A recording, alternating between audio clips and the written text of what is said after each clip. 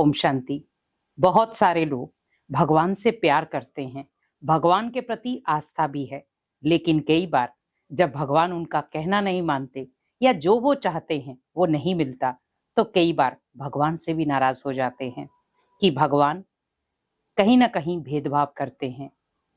वो जिनके पास बहुत है उनको और दे रहे हैं और जिनके पास कम है उन्हें देते ही नहीं है। ऐसा क्यों? क्या भगवान भी किसी के साथ भेदभाव करते, पक्षपात करते? नहीं, क्योंकि एक लौकिक पिता भले पक्षपात कर सकता है लेकिन भगवान नहीं। भगवान के लिए हम सब संतानें हैं, लेकिन कुछ संतानें पाप कर्म कर रही हैं, कुछ पुण्य कर्म। लेकिन फिर भी हम ये कहें कि भगवान पाप वालों का साथ देता है और पुण्य वालों का नहीं, तो पाप वालों का भी कई बार वो साथ क्यों देता है? क्योंकि उसने पिछले जन्म में कोई पुण्य कर्म किए हैं जो इस जन्म में उसे फल के रूप में मिल रहे हैं। तो भगवान कभी पक्षपात नहीं करता, ना भेदभाव करता है, लेकिन हमारे किए गए कर्म ही हमें अच्छी या बुरी सजाएं देते हैं। व्यक्ति आज चाहे तो अपने जीवन को बदल सकता है, लेकिन अपनी आदतों से, अपने संस्कारों से कहीं ना कहीं वो पाप कर्म करता जा रहा है। क्या ये राइट है? भगवान हमें कह रहे हैं कि बच्चे पाप कर्म मत करो, लेकिन क्या हम रुक रहे हैं? तो कहीं ना कहीं हम भगवान को जो दोष दे रहे हैं, हमें दोष देना था स्वयं को, अपने कर्मों को, कि भगवान हमें श्रेष्ठ कर्म करने के लिए कह रहा है लेकिन मैं भ्रष्ट कर्म कर रहा हूं। भगवान कह रहा है दूसरों की मदद के लिए उठ, लेकिन मैं स्वार्थवश सिर्फ अपनी मदद या अपनों की मदद कर रहा हूं। अपनों के लिए जीना कोई बड़ी बात नहीं है, जीना है तो दूसरों के लिए जियो। क्या मैं जी सकता हूं? आज हम अपने बारे में या अपनी खुशी के बारे में बहुत गर्व से सोचते हैं कि हमें जहां खुशी मिले, हमारे पूरे परिवार को खुशी मिलनी चाहिए, लेकिन आपकी वजह से कितनी आत्माओं को दुख मिल रहा है, क्या वो आपको पता है? यही पाप कर्म है। कई बार हम कहते हैं हम चाहते नहीं थे पर हो गया, हम चाहते ही नहीं थे किसी को दुख देना पर दे दिया, लेकिन आपने पाप तो जमा कर लिया। अब वहां पर बताइए कि आप भेदभाव कर रहे हैं या भगवान?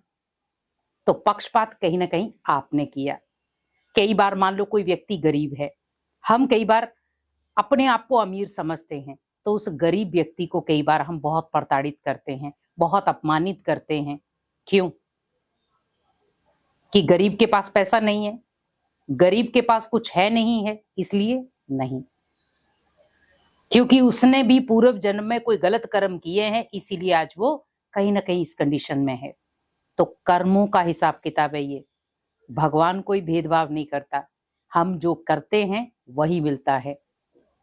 कहते ना, आप किसी इंसान से तो बच सकते हैं, आप किसी सजा से भी बच सकते हैं, लेकिन जो कर्म आपको सजा देगा उससे कोई नहीं बच पाया आज तक। तो कर्मों की सजा बोल कर नहीं आती, कर्मों की सजा अचानक आती। हम बहुत खुशहाल हैं, आपने देखा होगा कई परिवारों में बहुत खुशी का माहौल चल रहा है और एकदम से सडनली वहां पर मातम का माहौल हो गया। क्या था ये थी कर्मों की सजा, कुछ आत्माओं की, लेकिन भुगतती पूरा परिवार है। इसीलिए कहते हैं कि अभी वो समय है जहां पर आप अपने स्वार्थ को भी चुन सकते हो और निस्वार्थ भावना को भी। आप भगवान को भी चुन सकते हो और इंसानों को भी। चुनाव आपको करना है, लेकिन आज हम लोक लाज या ऐसी चीजों के कारण बंध गए जहां पर हम इंसानों को चुनते हैं, भगवान को नहीं। भगवान का ज्ञान क्या है, भगवान क्या कहना चाहता है, भगवान कौन सा पथ दिखा रहा है, हमें कोई फर्क नहीं पड़ता। हम कहते हैं वहां तो समय वेस्ट होता। बहुत सारे लोगों के मुख से सुना है भगवान के घर में जाने से समय वेस्ट होता है। तो आप सोचिए कौन सी जगह पर आप जा रहे हैं जहां सफल हो रहा है? दुनियावी लोगों के पास व्यर्थ बातें करने से, या लाफी क्लबों में जाने से, या रेस्टोरेंट या होटलों में जाने से, या घूमने फिरने से कहां सफल हो रहा है? जब हम दुखी होते हैं तो हम रेस्टोरेंटों में, होटलों में या घूमने फिरने नहीं जाते, तब हमें सिर्फ चारों तरफ नजर आता है भगवान का डर कि भगवान अब मैं बहुत दुखी हो गया हूं, मन बहुत अशांत है, परेशान है और सिर्फ आप ही मुझे उस चीज से निकाल सकते हो, तब हम भगवान का पथ चुनते हैं, तब हम भगवान को चुनते हैं। लेकिन भगवान भी उस समय बहुत समझ जाता है कि ये व्यक्ति मेरे पास स्वार्थ के चक्कर में आया है। अभी मैं अगर इसके दुख दूर कर दूं, अभी मैं अगर इसकी इच्छाएं पूरी कर दूं, तो ये आज मुझे छोड़ देगा। और आज इंसान वही कर रहा है। जहां उसे पैसे मिल रहे हैं वो वहीं जा रहा है, जहां उसे दिखावे का मान सम्मान मिल रहा है वो वहीं जा रहा है। लेकिन भगवान ने उसे कितना भरपूर किया वो शायद भूल ही गया। उसके लिए धन दौलत, उसके लिए महल माड़ियां सब कुछ हो गई। लेकिन भगवान एक चीज कहते हैं, ये सब ताश के पत्तों की तरह गिरेंगे, धन काम नहीं आएगा। तो सोचिए काम क्या आएंगी? दुआएं और पुण्य कर्म। तो भेदभाव हम कर रहे हैं खुद के साथ, क्योंकि हम जब स्वार्थी बन जाते हैं खुद के लिए, तब भगवान भी कहीं ना कहीं अपनी लाठी उठाता है और कर्मों की सजा सुनाता है। और कर्म हमें खुद ही वो सजा दे देते हैं और सिर्फ बाद में पछतावा बचता है। तो कहते ना, अब पछताए क्या हो जब चिड़िया चुग गई खेत। इसीलिए भगवान जो हमें ज्ञान दे रहा है, शिक्षाएं दे रहा है, उसे नजरअंदाज ना करें।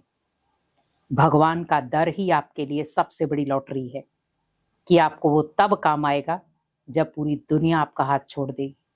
इसीलिए हमेशा भगवान के दर को पकड़ें।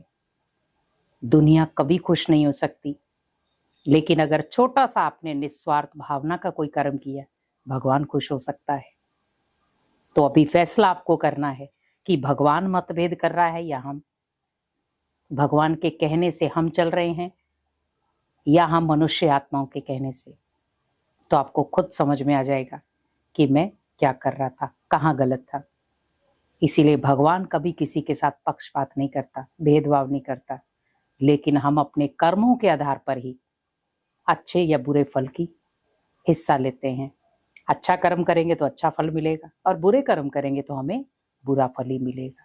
लेकिन कई बार पूर्व जन्मों के कर्म भी हमारे सामने आते और हमें बचा देते हैं। इसीलिए कर्म श्रेष्ठ करो, भगवान के पथ को चुनो और भगवान के ज्ञान को, ताकि अंतिम समय भी आपको पुकारना ना पड़े। बिना पुकार के भगवान आपका साथी बन जाए। ओम शांति।